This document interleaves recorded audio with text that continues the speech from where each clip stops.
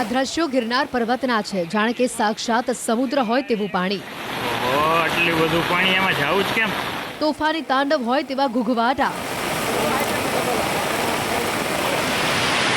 પથ્થરના પગથિયા પર પછડાટ ખાતા વરસાદી પાણી. વચ્ચે અનેક શ્રદ્ધાળુઓ પણ અટવાઈ ગયા.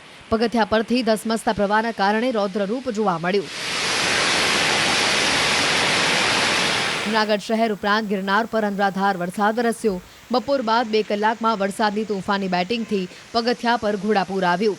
માત્ર ગિરનાર પર્વત જ નહીં, ભવનાથ તળેટીમાં પણ તરખાટ મચાવતું જળતાંડવ આવ્યું. જાણે કે આભ ફાટ્યું હોય તેમ પાણીનો ખતરનાક પ્રવાહ ભવનાથ અને દામોદર કુંડની આસપાસ વહેતો થયો. આ દ્રશ્યોને જુઓ. અહીંયા પાર્ક કરેલા વાહનો પણ પ્રચંડ પ્રવાહથી પ્રભાવિત થયા છે. સ્થાનિકોના દાવા પ્રમાણે માત્ર અડધા કલાકમાં જ સ્થિતિ બદલાઈ ગઈ અને ગિરનાર પરથી ધસમસતું પાણી શરૂ થતા વાહનો તણાતા જોવા મળ્યા. ભારતીય આશ્રમમાં પણ પાણી ભરાયું છે. ભવનાથ તળેટીની આસપાસના માર્ગો પર જ્યાં જુઓ ત્યાં પાણી જ પાણી જોવા મળી રહ્યું છે. અહીંના વેપારીઓ પોતાની લારીઓ બચાવવા માટે દોડતા પણ જોવા મળ્યા. ગિરનારની ભવનાથ તળેટીની આસપાસના દ્રશ્યો જોઈને સ્પષ્ટ થાય છે કે સ્થિતિ કેટલી હદે ભયંકર બની હશે. કારણ કે પર્વત પર અતિશય વરસાદ બાદ બધું જ પાણી તળેટી વિસ્તારમાં ભેગું થઈ ચૂક્યું છે. આસપાસમાં જ્યાં નજર કરો ત્યાં પાણી જ પાણી વહેતું જોવા મળી રહ્યું છે.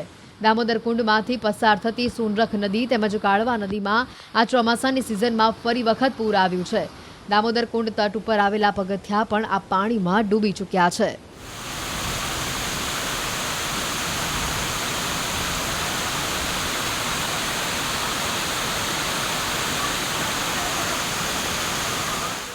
ભવનાથમાં આજે ખૂબ જ ભારે વરસાદને લીધે ભારતીય આશ્રમ ખાતે જે નીચેથી પાણી આવે છે એમાં ખૂબ પાણી ભરાઈ જતા ભારતીય આશ્રમની અંદર પણ પાણી ભરાઈ ગયું હતું અને બહાર ઘણી બધી ગાડી પાર્ક કરેલી હતી.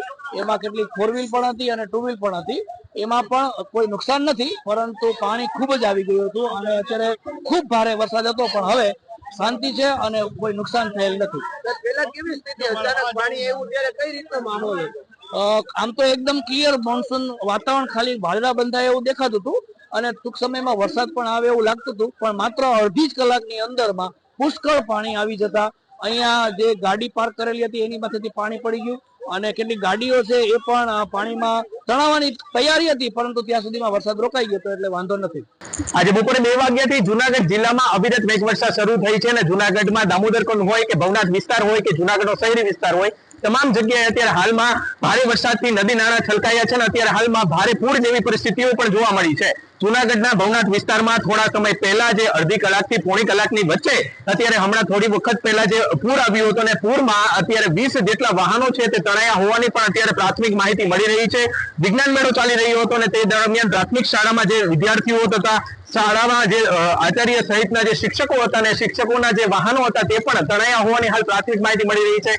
આ સાથે જિલ્લાના 14 જેટલા ડેમ છે તે પણ ઓવરફ્લો થયા છે અને હાલમાં ડિઝાસ્ટર મેનેજમેન્ટ સમગ્ર સ્થિતિ ઉપર કાબુ લઈ રહી છે. અત્યારે સ્થિતિનો તાગ મેળવી રહી છે અને કોઈ પણ પ્રકારની ઘટના ન બને તે માટે હાલ જિલ્લા વહીવટી તંત્ર પણ સજ્જ બન્યું છે.